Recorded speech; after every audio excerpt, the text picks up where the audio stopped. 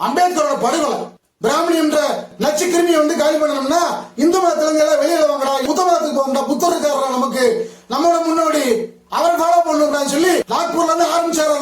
1956 October மாசம் 14ஆம் தேதி 53ஆம் நாள்ல அவர் காலி பண்ணிட்டீங்க. டிஃபென்ஸ் தரப்புல இருக்கக்கூடிய நீ பண்ணிருக்கூடிய கொலைகளையும் அம்பேத்கர் நீ பண்ண கொலை, இந்த ரெண்டு மேட்டரை எடுத்து விட்டு நாடு பூரா கிளப்பி விட்டா என்ன தெரியுமா? இந்தியா நல்லா இருக்கணும்னா RSS பலி கொடுக்கணும். RSS தலைவர் மோகன் பகவத், அதே மாதிரி பிரைம் மினிஸ்டர் நரேந்திர மோடி, அமித்ஷா உள்ளிட்ட RSS பிஜேபி தலைவர்களுக்கு ஒரு எச்சரிக்கை. எல்லா விதமான பொய்யையும் சொல்லி புரட்ட சொல்லி ஏமாத்தி மக்களை ஏமாத்தி ஒரு பாசிஸ்ட் ஆட்சியை 2014 இந்தியாவில் கொண்டு வந்துட்டீங்க. 100 ஆண்டு கனவு RSS 1925 உருவாகி வெள்ளக்காரங்க சப்போர்ட்டோட, பிரிட்டிஷ்காரங்க சப்போர்ட்டோட RSS உருவாக்கி இந்தியாவுக்கு எதிராக, இந்திய மக்களுக்கு எதிராக, சுதந்திர போராட்டத்துக்கு எதிராக பல சதிகளை பண்ணி நாட்டை துண்டாடி பிளவுபடுத்தி ஒரு இந்திராஷ்டிரம்ன்ற பேர்ல ஒரு பார்ப்பன ராஷ்டிரத்தை கொண்டு வரணும். ஆரிய பார்ப்பன ஆரிய பிராமணோட ஆதிக்கத்தை கொண்டு வரணும். அதுதான் RSS உடைய இலக்கு. அது எப்படியாவது கொண்டு வந்துடும் சொல்லி முயற்சி பண்ணி மறைமுகமாகவே பல வேலைகளை பார்த்து 2014 கிட்டத்தட்ட அதை கொண்டு வந்துட்டீங்க. இப்ப அதை நிரந்தரமாக்குற வேலை பார்த்துட்டு இருக்கிறீங்க. எப்படி நிரந்தரமாக்குறது அப்படின்னு சொல்லி எல்லா பொய்யும் சொன்னீங்க. தேர்தல் வாக்குறுதின்ற பேர்ல மக்களுக்கு எல்லாத்துக்கும் தெரியும் எப்படி எல்லாம் போய் சொன்னீங்கன்னு சொல்லி. கருப்பு பணத்தை கொண்டு வருவோம், 15 லட்சம் ரூபாய் வரைக்கும் எல்லாருக்கும் கருப்பு பணத்தோடைய பங்கு வரும், எல்லாருக்கும் அரசுக்கு 2 பேருக்கு வேலை கிடைக்கும்,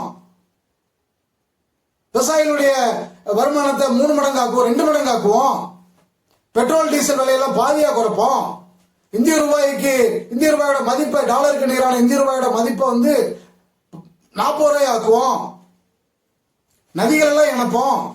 எல்லா பொய் வாக்குறுதி எதையுமே நிறைவேற்ற எல்லா பொய் வாக்குறுதியும் கொடுத்து அதிகாரத்துக்கு வந்தாச்சு. பல சூழ்ச்சிகளை பண்ணி அண்ணாசாரிய மாதிரியான ஆட்களை பயன்படுத்தி ஊழல் எதிர்ப்புன்னு ஒரு நாடகத்தெல்லாம் நடத்தி எல்லா திருட்டுத்தனம் பண்ணி ஆட்சியை பிடிச்சாச்சு. ஏற்கனவே இந்தியாவில் பார்ப்பன ஆதிக்கம் தான். அது காங்கிரஸ் ஆட்சியா இருந்தாலும் எந்த ஆட்சியா இருந்தாலும் இந்தியாவில் பிராமண ஆதிக்கம் தான். அரசு நிர்வாகத்திலிருந்து, மீடியால இருந்து, நீதித்துறையில இருந்து எல்லாமே அவனுக்கு ஆதிக்கம் தான். ஆனா நேரடியா பிராமண ஆட்சியை கொண்டு வரது RSS உடைய இலக்கு. அதை கொண்டு வந்து இந்த 12 வருஷமா என்ன வேலை பார்த்துட்டு இருக்கீங்க? இந்தியால 3 வேலை தான் பாக்குறீங்க. 3 வேலை தான். ஒண்ணு, அதிகாரத்தை நிலைநிறுத்துற வேலை. அதிகாரத்தை நிலைநிறுத்தி எல்லா இடங்கள்லயும் மேல இருந்து கீழே வரைக்கும் RSS ஆதிக்கத்தை கொண்டு வர வேலை. திருட்டு தேர்தல், EVM திருட்டு தேர்தல் மூலமா மத்தியில 3வது தடவை ஆட்சி, 12 வருஷமா ஆட்சி நீதி நடக்குது. அப்படியே ஒரு மாநிலமா வட மாநிலங்கள் முடிச்சு ஒவ்வொரு ஸ்டேட்டா திருட்டுதல் பண்ணி பிடிச்சிட்டு வந்துட்டு இருக்கிறீங்க. எல்லா இடங்களும் கீழே வரைக்கும், மேல இருந்து கீழே வரைக்கும் இந்த பிராமண ஆதிக்கம் RSS பார்ப்பன ஆட்சியை நிறுவுறதா தான் உங்களுடைய வேலை. அந்த வேலையை தொடர்ந்து செஞ்சுட்டு இருக்கிறீங்க. முழு கவனம் அதுதான் உங்களுக்கு. அதிகாரத்தை விரிவுபடுத்தி அதிகாரத்தை கேப்சர் பண்ணி நிரந்தரமாக்குற வேலை, அது முதல் வேலை. 2வது, மக்களை ஃபுல்லா கொள்ளையடிக்கிறது, எல்லா வேலையும் கொள்ளையடிக்கிறது. வெள்ளக்காரன் விட பல மடங்கு வரி மேல வரியை போடுறது, டோல்கேட்ல வசூல் பண்றது, எல்லா வகையிலையும் வேலை நேரத்தை அதிகப்படுத்துறது, வேலையில்லா திண்டாட்டத்தை அதிகப்படுத்துறது, அவனை ஊரெல்லாம் அலைய வைக்கிறது, வேலை தேடி நாடு பூரா அலைய வைக்கிறது, அவனை லூட் பண்றது, விலைவாசி ஏத்துறது, பெட்ரோல் டீசல் விலை ஏத்துறது, எல்லாத்தையும் எந்தெந்த வகையிலாம் மக்களை கொள்ளையடிக்க முடியுமோ, சின்ன சின்ன தொழிலாளர் பூரா காலி பண்றது, எல்லாத்தையும் மக்களை பூரா கொள்ளையடிச்சு லூட் பண்ணி அம்பானி, அதானி, குஜராத் கார்பரேட், மார்வாடிஸ் மாதிரி அந்த பனியா கும்பல் கையில கொண்டு போய் சேர்க்கிறது. அவனை கையில வச்சுக்கிட்டு அதுல உட்கார்ந்து இந்த பிராமண கும்பல் திங்கிறது, அவனை பயன்படுத்திக்கிட்டு. இந்த வேலை, இது 2வது வேலை நடந்துட்டு இருக்கு. இன்னொரு வேலை மக்களை பிளவுபடுத்துற வேலை. மக்களை மத ரீதியாகவும் ஜாதி ரீதியாக எப்படி எல்லாம் டிவைட் பண்ண முடியுமோ அப்படியெல்லாம் பிளவுபடுத்துற வேலை. திட்டமிட்டு அரசாங்க எந்திரத்தை பயன்படுத்தி, போலீஸை பயன்படுத்தி, மீடியாவை பயன்படுத்தி, இந்த சங்கி கும்பல், இந்த கலவரத்துக்குன்னு ஒரு சங்கி கும்பல் வச்சு அந்த கலவர கும்பல் பயன்படுத்தி, சோசியல் மீடியாவை பயன்படுத்தி, எல்லாத்தையும் பயன்படுத்தி இந்திய மக்களை நிரந்தரமா பிளவுபடுத்தியே வைக்கிறது. தொடர்ந்து பிளவுபடுத்திக்கிட்டே போறது, டிவைட் அண்ட் ரூல். அப்ப மக்கள் அடிமையா இருக்கணும், பொருளாதாரத்துக்காக நாயா போய் அலையணும், அப்பதான் அடிமையா இருப்பான். அவன் இருக்கக்கூடிய வாழ்வாதாரங்கள் எல்லாத்தையும் காலி பண்ணிடுறது, இன்னொன்னு அவனை புலப்படுத்தி வைக்கிறது. இதை விட அவனை காலி பண்றது, மக்களே காலி பண்றது. போலி என்கவுண்டர் மூலமா, தூத்துக்குடி நடந்த மாதிரியான படுகொலைகள் மூலமா, விபத்துகள் மறைமுகமா, ரயில் விபத்து, விமான விபத்து, ரோடு ஆக்சிடென்ட்ஸ், பல லட்சம் பேரை காலி பண்ணிட்டு இருக்கீங்க. தொழிலாளை காலி பண்ணி, பொருளாதாரத்தை காலி பண்ணி, அவனை ஆளே காலி பண்றது. டிமானிட்டைசேஷன் கொண்டு வந்து ரூபா நோட்டு ஒழிக்கிறோம்னு சொல்லி நாட்டோட பொருளாதாரத்தை பூரா நாசம் பண்றது. கோவிட்னு சொல்லி அந்நிய சக்தியோட கைக்கூலி, நீதான் அந்நிய சக்தியோட கைக்கூலி. பிஜேபி RSS தான் ஒரு நாடகத்தை நடத்தி உலக ஆதிக்க சக்தியோட சேர்ந்துக்கிட்டு இங்க லாக்டவுன் போட்டு பெரிய பெரிய கார்பரேட்டர்களை வளர்த்துட்டு சின்ன சின்ன தொழிலெல்லாம் காலி பண்ணி மக்களை பூரா தப்பான மாத்திரை கொடுத்து மருந்து கொடுத்து காலி பண்ணி பல லட்சம் பேரை காலி பண்ணியிருக்க. அப்ப இதெல்லாம் மக்களுக்கு இந்த 12 வருஷமா இவ்வளவு உச்சகட்ட பாதிப்புகள், உளவியல் ரீதியா, பொருளாதார ரீதியா, எல்லா வகையிலையும் பாதிப்பாகும். நிம்மதியாக மக்கள் இருக்கக்கூடாது, அவனை தொடர்ந்து டார்ச்சர் பண்ணிட்டே இருக்கணும். இப்ப கடைசியா SIR சொல்லி இப்ப அதுல நிறைய பேர் சேர்த்துக்கிட்டு இருக்கிறான். எல்லா வகையிலையும் மக்களை துன்புறுத்தி ஒரு ஃபேசிஸ்ட் ஆட்சின்றது இதுதான். அப்ப இந்த வேலை நடக்குது. இந்த 3 தான் நடந்துகிட்டு இருக்கு.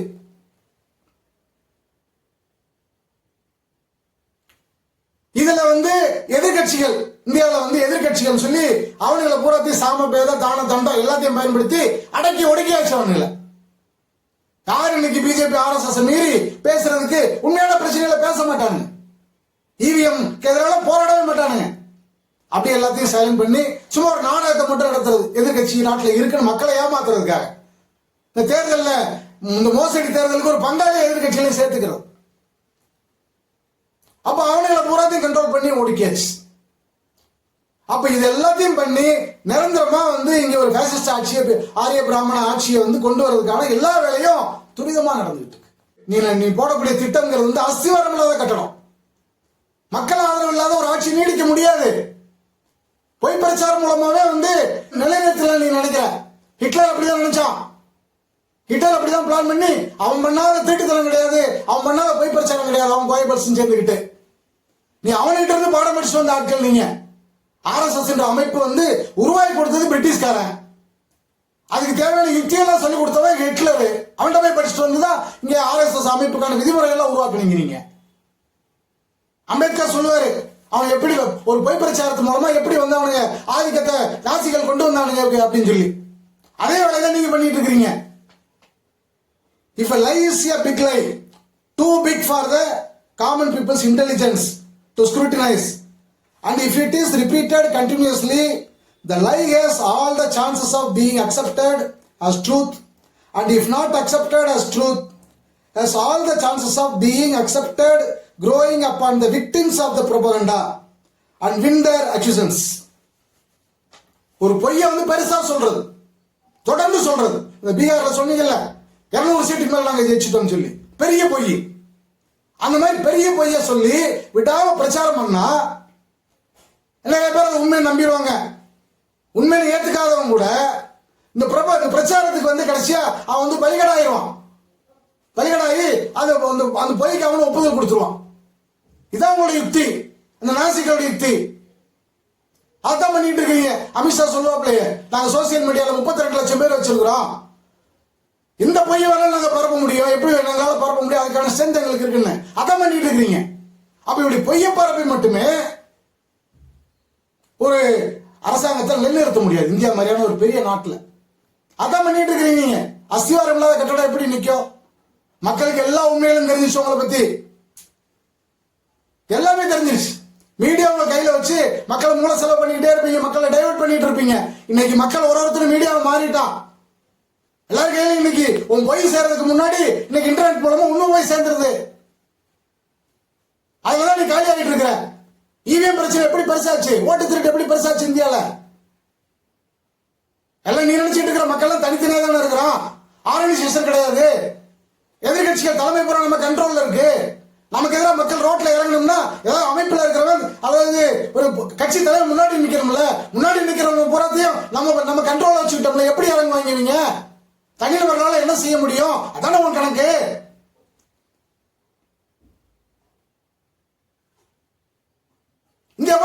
பரவுச்சு? இவிஎம்க்கு எதிரான பிரச்சனை ஏதாவது பொலிட்டிக்கல் பார்ட்டி அதுக்காக போராட்டம் நடந்துச்சா? இல்ல பிரபாண்டா பண்ணால? யாருமே பண்ணல. அப்புறம் எப்படி பரவுச்சு? மக்களுக்கு தெரியும், மக்களுக்கு உண்மை தெரியும், அனுபவத்துல இருந்து கத்துக்கிறோம். நீ ஒவ்வொரு தேர்தலையும் நீ மக்கள் ஓட்டு போடாம எப்படி ஜெயிக்கிறேன்னு உனக்கு தெரியாதா? அப்ப அதெல்லாம் தெரிஞ்சவங்கதான் எங்களை மாதிரி ஆட்கள் போய் பத்த வைக்கிறோம் அந்த பிரச்சனைய. 8 ட்ரிப் தான் போனோம். என் பிள்ளைங்க நந்தினி, நிரஞ்சனா, குணா, 4 பேர் வந்து மாத்தி 8 ட்ரிப் தான் போனோம் இந்தியாவில் 2 வருஷத்துல. போன 2 வருஷத்துல குஜராத், மகாராஷ்டிரா, பீகார், சத்தீஸ்கர், டெல்லி, பஞ்சாப், கேரளா, மத்திய பிரதேசம், இப்படி ஒரு 8 ட்ரிப் தான் போனோம். போய் அங்கங்க எங்கெங்க கரெக்டா கொஞ்சம் விஷயத்தை கொடுத்தா பத்திக்கிறோமோ போய் வந்து ஈவிஎம்க்கான போராட்டம் தான் இவனுங்களை காலி பண்ண முடியும்ன்ற கருத்தை பத்த வச்சோம். பத்திக்கிச்சு இந்தியால. இன்னைக்கு வரைக்கும் உன்னால ஒண்ணும் பண்ண முடியல. அத நீ அதை மாத்தி வர்றதுக்கு என்னென்ன பண்ணி பாக்குற. எஸ்ஐஆர் கொண்டு வர்ற, ஓட்டு திருட்டுன்னு பிரச்சாரம் என்ன பண்ணாலும் ஈவிஎம்ல தான் மோசடி நடக்குதுன்னு எல்லாருக்கும் தெரியும். அப்ப வந்து தைரியமா சில பேர் முன்னாடி நின்னா போதும். இன்னைக்கு இருக்கக்கூடிய இன்டர்நெட் யுகத்துல கருத்துக்கள் கொண்டு போய் சேர்க்கறது பெரிய விஷயம் கிடையாது. நீ பொய்ய கொண்டு போறத விட உண்மையை கொண்டு போய் சேர்த்துடலாம். கொஞ்சம் தைரியமா கொஞ்சம் பேர் முன்னாடி நிக்கணும். எங்க மாதிரி ஆட்கள் இருக்கிறோம் நிக்கிறதுக்கு. அதனாலதான் உன்னால வந்து 2024 நீ நினைச்சபடி பண்ண முடியல. நானும் நீ எய்ம் பண்ணல. ஏன் உன்னால பண்ண முடியல? உன்னால ஏன் சொல்ல முடியல? ஏன் அயோத்தியில பிஜேபி நாங்க தோத்துட்டோம் ஏன் நீ ஒத்துக்க வேண்டி இருந்துச்சு? பயம்.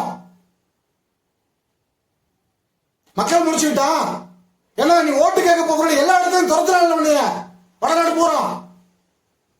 அப்ப அடிச்சு காலி பண்ணிடுவாங்கன்ற பயத்துல எங்களுக்கு மெஜாரிட்டி கிடைக்கல ஒரு நாடகத்தை நடத்தி இப்ப சமாளிச்சுட்டு இருக்க. நீ திருப்பி வந்து இப்ப என்ன பண்ற? இல்ல அந்த நாடகத்துல நடத்தணும்னா மக்கள் வந்து ஏறி மதிப்பாங்க. அதனால நம்ம கொஞ்சம் முன்னாடி வந்து தைரியமான பெரிய பையா சொல்லுன்னு சொல்லி வரிசையடி ஹரியானா, மகாராஷ்டிரா, பீகார், டெல்லி எல்லாம் சொல்லிட்டு இருக்கிறேன். வரிசையா நாங்க ஜெயிச்சிட்டோம், அப்படி ஜெயிச்சோம், இப்படி ஜெயிச்சு கதை சொல்லிட்டு இருக்கிறேன். எல்லாம் தெரியும் மக்களுக்கு. சந்தர்ப்பம் வரணும். உள்ளுக்குள்ள போஞ்சிட்டு இருக்குது. இன்டர்நெட் தான் இந்த பிராமணியத்தை காலி பண்ண போகுது. இந்தியாவில் பார்ப்பனியத்தை காலி பண்ண போறது, உன்னை காலி பண்ண போறது இந்த இன்டர்நெட் தான். பசங்க தான், மக்கள் தான் காலி பண்ண போறாங்க உன்னைய.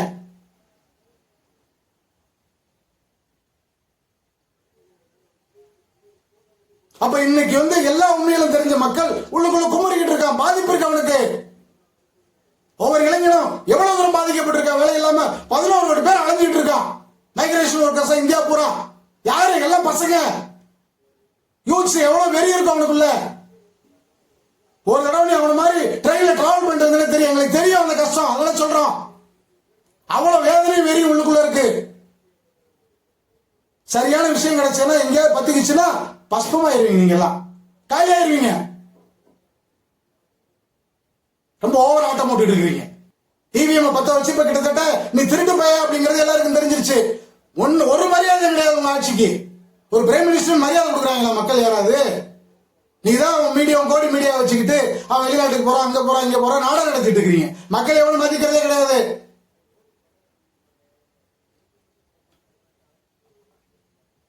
அதான் மரியாதை. பிஜேபி ஆர்எஸ்எஸ்கான மரியாதை அதுதான். அடுத்த 2 விஷயம் பத்த வைக்க போறோம். அம்பேத்கரோட படுகொலை டிசம்பர் 6, 1956 காலி பண்ணிட்டீங்க. அவர் ஒரு திட்டம் போட்டாரு. உங்களை காலி பண்றதுக்கு அவர் ஒரு திட்டம் போட்டாரு. பிராமணி என்ற அந்த நச்சு கிருமியை வந்து காலி பண்ணணும்னா இந்து மதத்துல இருந்து எல்லாம் வெளியில வாங்கடா, இந்து மதம் சொல்லி ஏமாத்திட்டு இருக்காங்கடா. அவங்க ஆதிக்கத்துக்காக அதை பயன்படுத்திட்டு இருக்காங்க. எதுக்கு அதுக்குள்ள உட்கார்ந்து இருக்கிறீங்க? எல்லாரும் வெளியில வாங்கடா சொல்லி புத்த மதத்துக்கு போகண்டா. புத்தர் இருக்காரா நமக்கு, நம்மோட முன்னோடி, அவரை ஃபாலோ பண்ணணும்னு சொல்லி மக்கள் எல்லாம் அவர் கிளப்பி விட்டாரு. ஒரு புரட்சி உருவாக்குனாரு. நாக்பூர்ல இருந்து ஆரம்பிச்சாரு. அதை 1956 அக்டோபர் மாசம் 14ஆம் தேதி 53ஆம் நாள்ல அவர் காலி பண்ணிட்டீங்க. மறைமுகமா வஞ்சாமா காந்தியை நேரடியாக காலி பண்ண சிக்கல் உங்களுக்கு பிரச்சனை. ஆர்எஸ்எஸ் தடை பண்ணி பெரிய அளவுக்கு கொந்தளிப்பாயிருச்சு. அப்பவே அவங்களை முடிச்சு விட்டுக்கணும்டா. ஆர்எஸ்எஸ் அப்ப இருந்தவங்க தப்பு பண்ணிட்டாங்க. அதை காந்தியை காலி பண்ண போய் அவங்களை மொத்தமா காலி பண்ணிருக்கணும். இன்னைக்கு இந்தியா வந்து வேற லெவல்ல இருந்திருக்கும். உலகத்திலே நம்பர் 1 பொசிஷன் போயிருந்திருக்கும். எல்லாத்தையும் உங்களுக்கு காலி பண்ணாதான் அது நடக்கும். அதுல வந்து நீங்க பாடம் படிச்சுக்கிட்டு அடுத்து அம்பேத்கர் விஷயத்த மறைமுகமா வஞ்சாம அவர் கரெக்டா ஒரு பிளான் பண்ணார். இவங்களை தனிமைப்படுத்திட்டு பிராமணிசத்தை தனிமைப்படுத்தி மத்த எல்லாத்தையும் ஒண்ணு சேர்த்துடலாம். ஒண்ணு சேர்த்து இந்தியா வந்து ஒரு நல்ல பாதையில, சமத்துவ பாதையில கொண்டு போகலாம். ஒரு ஒற்றுமையான பாதையில கொண்டு போறாங்க அவர் முயற்சி பண்ணாரு, அவரையும் காலி பண்ணிட்டீங்க. நாட்டுக்கு யாரெல்லாம் சரியான தலைவர்கள் வர்றாங்களோ அவங்களுக்கு பூரா காலி பண்றதுதான் அவங்க வேலையும். அதான பண்ணிட்டு இருக்கீங்க நீங்க. அது ஈஸியா அவரை காலி பண்ணிட்டீங்க. அதை நீங்க பத்த வைக்க போறோம். அதை பத்த வைக்க போறோம் இந்த டிசம்பர் 6 சென்னையில அம்பேத்கர் மணிமண்டபத்தில இருந்து. அப்ப இருந்து இப்போ வரைக்கும் என்னென்ன நடந்துட்டு இருக்கு, எவ்வளவு சந்தேகங்கள் இதுல இருக்கு, எவ்வளவு கேள்விகள் இருக்கு. எதுக்காக நீங்க அம்பேத்கர் மரணத்தினால திடீர் மரணம் கிடையாது, அது கொலை. RSS பார்ப்பனர்கள் பண்ண கொலை. அந்த கொலையை பண்ணிதான் அவனை அடுத்த கட்டத்துக்கு நகர்ந்து இன்னைக்கு இந்த அளவுக்கு வந்திருக்காங்க, வளர்ந்திருக்காங்க. இல்லாட்டி அப்பயே காலி ஆயிடுப்பாங்க அவனுக்கு. அம்பேத்கர் நினைச்சது சாதிச்சிருந்தாருன்னா அதை விடாம அவனுக்கு தடுத்துதான் வந்துட்டான் என்ற உண்மை எவ்வளவு வாதம் நடந்துட்டு இருக்கு. இன்னைக்குள்ள தலைமுறைக்கு எதுவுமே தெரியாம மறைச்சிட்டு இருக்கிறீங்க. அதை எல்லாத்தையும் கலெக்ட் பண்ணி மொத்தமா போய் இந்த கேள்வியை கிளப்பி விடுவோம். நாடு போய் பத்த வைப்போம். அம்பேத்கர் ஃபாலோ பண்ணக்கூடிய கோடிக்கணக்கான மக்கள் இன்னைக்கு இருக்கிறாங்க நாட்டுல.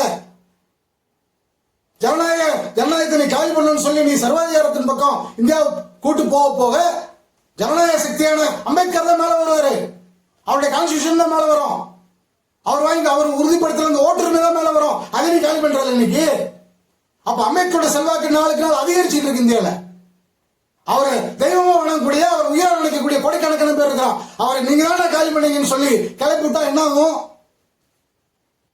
அதை பண்ண போறோம். டிசம்பர் 6 அன்னைக்கு இந்த டிசம்பர் 6 சென்னையில இருந்து ஆரம்பிக்க போறோம். இந்த அப்புறம் கொண்டு போவோம். எப்படி கொண்டு போன எனக்கு தெரியும், உனக்கும் தெரியும் நாங்க எப்படி பண்ணுவோம்னு. இன்னொரு விஷயம், புல்வாமா ராணுவ வீரர்கள் நீங்க கொஞ்சமா நாட்டை பத்தி நாட்டு பற்றுன்னு பேசுறதுக்கு ஏதாவது தகுதி இருக்கா உங்களுக்கு எல்லாம்? RSS காரங்களுக்கு நாட்டை பாதுகாக்கிறதுக்காக நின்றவனை உன் அரசியல் தேவைக்காக இந்த தேர்தலுக்காக காலி பண்ணிட்டு நாடகம் நடத்தினீங்க. 2019 40 பேரை காலி பண்ணீங்க. சிஆர்பிஎஃப் வீரர்கள் பேசுவீங்க, வாய்க்கிலேயே பேசுவீங்க. எல்லையில நாட்டை பாதுகாக்கிறாங்க, நாங்க தான் ராணுவத்துக்காக நாங்க நிக்கிறோம் அப்படின்னு. திருட்டு போயிரு, கொலகார போயிடலாம். நீங்க எல்லாத்துக்கும் தெரியும், ராணுவத்தில் இருக்கக்கூடிய எல்லாருக்கும் தெரியும். டாப் லெவல்ல ஆள் உட்கார்ந்துக்கிட்டு எல்லாத்தையும் கண்ட்ரோல் பண்ணிட்டு இருக்கீங்க. உள்ளுக்குள்ள போஞ்சுட்டா இருக்குது, நாடு பூரா தெரியுது. அதையும் கொண்டு போய் இளைஞர்கிட்ட பத்த வைப்போம். நீங்க காந்தி மட்டும் கொள்ளல, அம்பேத்கரை மட்டும் கொள்ளல, எத்தனையோ நீங்க ஆயிரக்கணக்கான மக்களை காலி பண்ணிட்டு தான் இருக்காங்க. குஜராத்ல காலி பண்ணாங்க, மணிப்பூர்ல காலி பண்ணிட்டு இருக்காங்க. மசூதி இடிக்கிறோம்னு சொல்லி கலவரத்தை உண்டாக்கி, நாடு பூரா கலவரத்தை உண்டாக்கி காலி பண்ணாங்க. தொடர்ந்து இதே வேலையா தான் இருக்காங்க. ராணுவ வீரர்களை காலி பண்ணியிருக்காங்க. அதுக்கான ஆதாரங்கள், இவ்வளவு ஆதாரங்கள் இருக்கு. எந்த கேள்விக்கும் பதில் கிடையாது. எண்ணெயாட்டம் நீ எண்ணெய் அரிசி எல்லாத்தையும் மிரட்டிட்டு இருக்கிற. நாங்க எண்ணெய்க்கு வந்தோம்ல, பதில் சொல்ல துப்பு இருக்கா? 2 வருஷம் ஆச்சு கம்ப்ளைண்ட் கொடுத்து. எவ்வளவு கேள்விகள் கேட்டிருக்கிறோம் புல்வாமா சம்பந்தமா. மோடியில இருந்து மோடி, அமித்ஷா, ராஜ்நாத் சிங், நிர்மலா சீதாராமன், அன்னைக்கு பாதுகாப்பு அமைச்சரா இருந்த Nirmala Sitharaman, national security adviser Ajit Doval, அன்னைக்கு துணை அட்வைசரா இருந்த RN ரவி, இன்னைக்கு கவர்னரா இருக்கக்கூடிய RN ரவி, இவங்க எல்லாம் சேர்ந்து போட்ட சைட் திட்டம் தானே இது.